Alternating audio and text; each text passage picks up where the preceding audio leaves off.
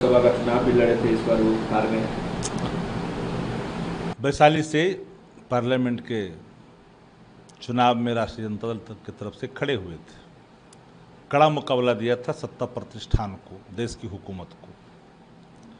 न्यायिक निर्णय आया है, उम्र कैद की बात आई है उसमें निर्णय में। आहत हुए हैं हर लोग। ब्रह्मर्षि समाज में इस बात को लेकर चर्चा भी है। न्यायिक निर्णय पर हम तो टिप्पणी नहीं करते हैं, क्योंकि जिन लोगों को बरी किया गया है उनके पुरातन अतीत किस रूप में है वह बताने की आवश्यकता नहीं है। पर आप लोग को एक बात जानकारी होनी चाहिए कि न्यायालय का जो निर्णय होता है वो रपटों के आलोक में होता है। अन्वेषण की रपटें जो प्रस्तुत की जाती है, कालांतर में क्या बदलाव क्या नहीं हुआ मैं नहीं जानता, पर जो अन्वेषण की रपटें वहाँ तक पहुँची उसके आलोक में न्यायिक निर्णय पर लागू किए गए। कई राज्यों की पुलिस जिनको ढूंढ रही थी इस मामले में वह भी बरी हुए हैं, क्योंकि अन्वेषणकर्ताओं ने उन संदर्भ में क्या प्रस्तुत किया है प्रतिवेदन वो तो न्यायालय देखी होगी।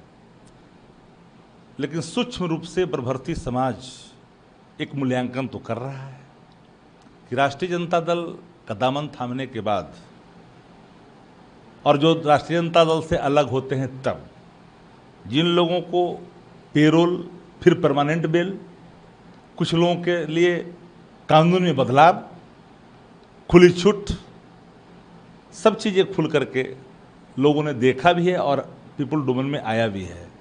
आहत हम हैं पर न्यायालय पर भरोसा है। न्यायालय इन चीज़ों को गंभीरता से देखेगी और देख भी रही है। कभी कभी लोग कहते हैं कि न्यायालय का निर्णय आया, तो न्यायालय का निर्णय कैसे आता है? साक्ष्यों के आलोक में ना। याद है ना, इसी जगह निचली अदालत पूछती रही बिहार सरकार से बाढ़ वाले मामले में प्रस्तुत किया क्या प्रतिवेदन, बेल हुआ कि नहीं हुआ।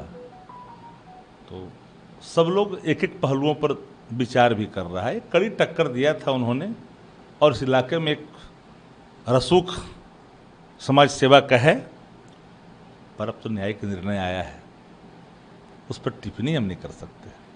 राजन तिवारी और सूरजभान सिंह को छोड़ दिया गया है।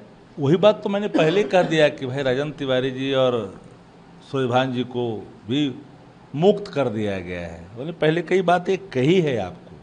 क्या लगता है कि सिर्फ टारगेट किया गया क्योंकि वो आरजेडी में थे इसलिए? न्यायालय के निर्णय पर कोई पॉलिटिकल कमेंट नहीं होता, पर इतना जरूर मैंने कहा कि अन्वेषण की रपटें न्यायालय के समक्ष जो प्रस्तुत किए जाते हैं वह पुलिस का रपट होता है और उसी के आलोक में न्यायिक निर्णय आते हैं। और हमने कहा कि वो वैशाली से चुनाव लड़े हैं, सत्ता प्रतिष्ठान को कड़ी चुनौती दी थी, उन इलाकों में गुलबंद लोग हुए थे, तो कई लोगों को ये नागवार गुजरा है।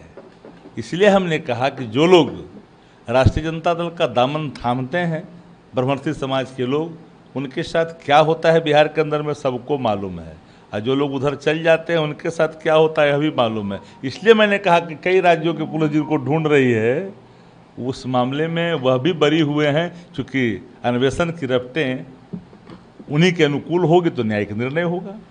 अगर आप ये वीडियो YouTube पर देख रहे हैं तो हमारे चैनल को सब्सक्राइब करें और बेल आइकन को दबाना ना भूलें। अगर आप Facebook पर ये वीडियो देख रहे हैं तो हमारे पेज को लाइक करें।